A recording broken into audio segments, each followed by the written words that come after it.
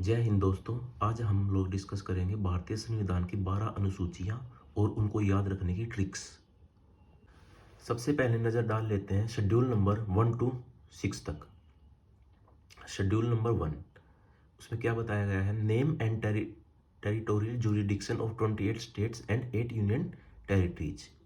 Schedule number 2, salaries allowances and pensions of president, governor, speaker and deputy speaker of house of people, chairman and deputy chairman of council of states, speaker, deputy speaker of legislative assembly, chairman and the deputy chairman and deputy chairman of legislative council of state, जजेस of high court and supreme court, controller and auditor general of India यानी CAG.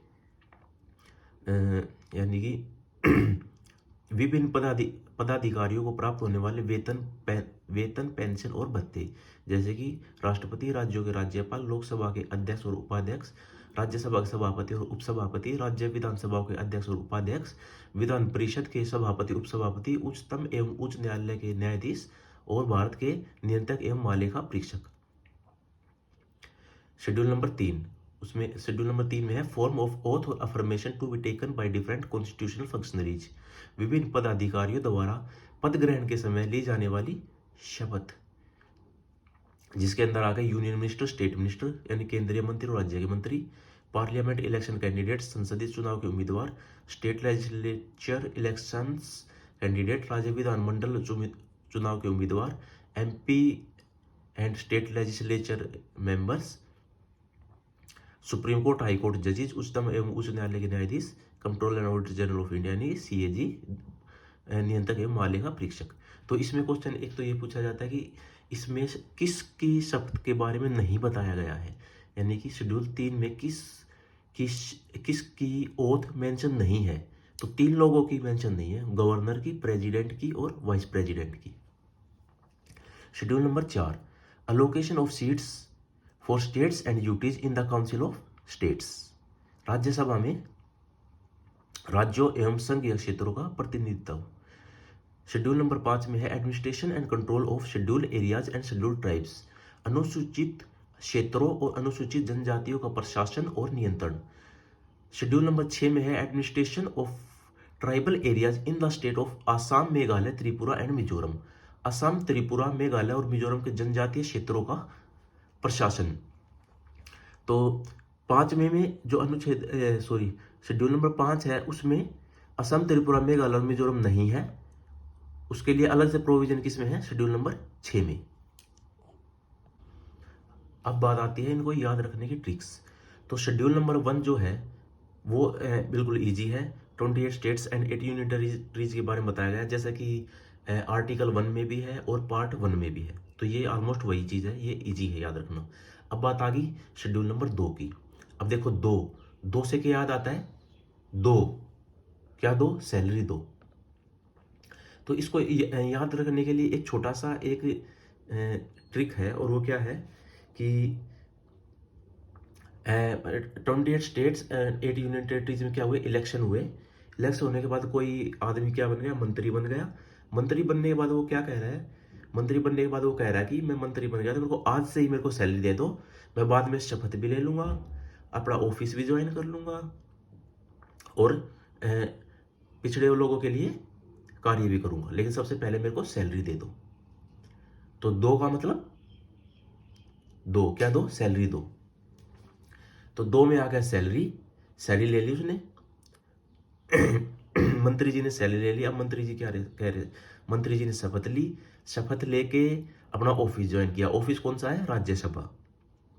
तो राज्यसभा में चले गए। राज्यसभा में जाके अब कोई ना कोई ड्यूटी करेंगे, कोई ना कोई कार्य करेंगे। क्या कार्य करेंगे? अनुसूचित क्षेत्रों, अनुसूचित जनजातियों का प्रशासन और नियंत्रण संभालेंगे, पिछड़े यानी कि इन लोगों के लिए कार्य करेंगे। और क्या करेंगे? असम, त्रिपुरा, मेघालय, मिजोरम के जनजातीय क्षेत्रों का प्रशासन भी संभालेंगे। तो एक पूरी एक सीरीज बन गई कि 28 स्टेट्स जो 8 यूनियन टेरिटरी थे उसमें मंत्री जी ने इलेक्शन लड़ा, इलेक्शन लड़ के जीत गए तो कह रहे कि मेरे को सैलरी दे दो। सैलरी देने ले ली। अब क्या करेंगे? शपथ ले लेंगे, शपथ लेके ऑफिस में चले जाएंगे, यानी राज्यसभा में चले जाएंगे। वहां जाके शेड्यूल और ट्राइबल एरिया का प्रशासन संभालेंगे और असम, त्रिपुरा, मेघालय, मिजोरम के जनजातीय क्षेत्रों का भी प्रशासन संभालेंगे। अच्छा, अब ध्यान रखने वाली बात यह है कि जो शेड्यूल 6 है उसमें है असम, त्रिपुरा, मेघालय, मिजोरम, यानी AMTM, असम, मेघालय, त्रिपुरा, मिजोरम, AMTM या ATMM या ATM स्केयर। तो ATM अब देख लेते हैं शेड्यूल नंबर 7 से लेकर शेड्यूल नंबर 12 तक। शेड्यूल नंबर 7 में क्या है, division of power between union states, और इसमें क्या है 3 लिस्ट है, union list, state list and concurrent list, केंद्र और राज्यों के बीच शक्तियों का बंटवारा, और उसको 3 सूचियों में बांटा गया। सूची नंबर 1, 2, 3 संघ सूची, राज्य सूची और समवर्ती सूची। शेड्यूल नंबर 8 में 22 भाषाएं। शेड्यूल नंबर 9 में है state acts dealing with land reform and abolition of zamindari system, भूमि सुधार और जमींदारी व्यवस्था के उन्मूलन से संबंधित राज्य विधानमंडलों द्वारा पारित अधिनियमों और विनियमों का वर्णन। 10 में है provisions as to disqualification of member of parliament and state legislature on the ground of defection, दल बदल विरोधी कानून है ये। संसद और राज्य विधानमंडलों के सदस्यों को दल बदल के आधार पर अयोग्य घोषित किया जा सकता है। शेड्यूल नंबर 11 में है powers, authorities and responsibility of panchayats, पंचायतों की शक्तियां, प्राधिकरण और उत्तरदायित्व। और 12 में है powers, authority and responsibilities of municipalities, नगर पालिकाओं की शक्तियां, प्राधिकरण और उत्तरदायित्व।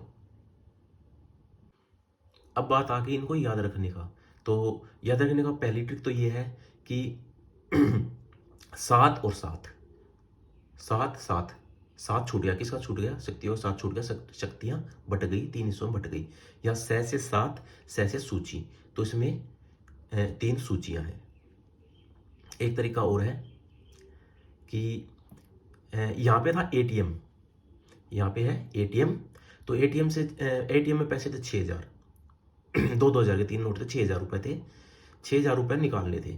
तो अगर जो कोई 5,000 निकालेगा तो 5,000 नहीं निकलेंगे, इसका मतलब ATM आएगा 6 में और 5 में ATM नहीं आएगा, ATM आएगा 6 में। तो यहाँ पे 6 से मतलब 6,000, ATM से 6,000 रुपये निकाले और निकाल के 3 लोगों को डिस्ट्रीब्यूट कर दिए, union list, state list, concurrent list.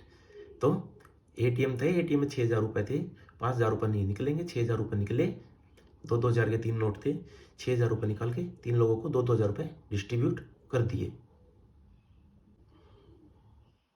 8वीं सूची में 22 भाषाएं। अब देखो, जब हम पिछले वीडियो में हमने डिस्कस किया था पार्ट्स ऑफ इंडियन कॉन्स्टिट्यूशन, तो उसमें पार्ट 17 में क्या था, भाषाएं थी। तो भाषा का काम क्या होता है भाषा का काम होता है लोगों को जोड़ना, तो जोड़ देते हैं, 1 और 7 8। तो 8वीं सूची में क्या आ गया, 22 भाषाएं। शेड्यूल नंबर 9 में क्या है, state acts dealing with land reform and abolition of zamindari system. देखो नो और नो, अगर जो आप किसी को कहेंगे कि अपनी जमीन दे दे तो क्या कहेगा, नो। जमीन की बात जैसी ही होगी तो क्या कहेगा, नो। तो नो में किससे संबंधित आ गया, जमीन से संबंधित। 1973 से पहले शेड्यूल नंबर 9 में जो भी विषय डाले गए उनको कोर्ट में चुनौती नहीं दी जा सकती, लेकिन 1973 के बाद जो भी विषय डाले गए हैं उनको कोर्ट में चुनौती दी जा सकती है। They are subjected to judicial review.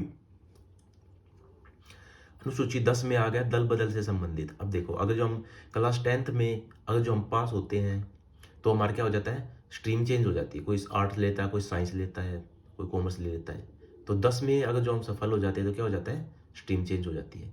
तो यहाँ स्ट्रीम बदलने की बात हो रही है, जबकि इसमें किस चीज़ की बात हो रही है, कानून बदलने की बात, सॉरी दल बदलने की बात। तो अगर जो दल बदल अगर जो यहाँ करेगा तो क्या हो जाएगा, अयोग्य घोषित हो सकता है। 11 में क्या है 11 में पंचायत से संबंधित। तो कैसे याद रखेंगे, पार्ट नंबर 9 में था, जब हमने कहा था कि 9 को उल्टा कर देंगे तो P बन जाएगा, तो P फॉर पंचायत। तो 9वें में था पंचायत, भाग 9 में था पंचायत। अब 2 कदम और आगे बढ़ जाते हैं तो क्या हो जाएगा, 9 और 2 11, 11 में क्या आ जाएगा, फिर से पंचायत। मतलब पंचायतों को 2 कदम बढ़ने की जरूरत है। पहले पंचायत पार्ट्स में थी, अब पंचायत किस में आ गई, शेड्यूल्स में भी आ गई। तो 9 और 2 11 पंचायत, और पंचायत के बाद तुरंत बाद उसमें क्या था, भाग में नगर पालिकाएं थी, तो इसमें भी नगर पालिकाएं।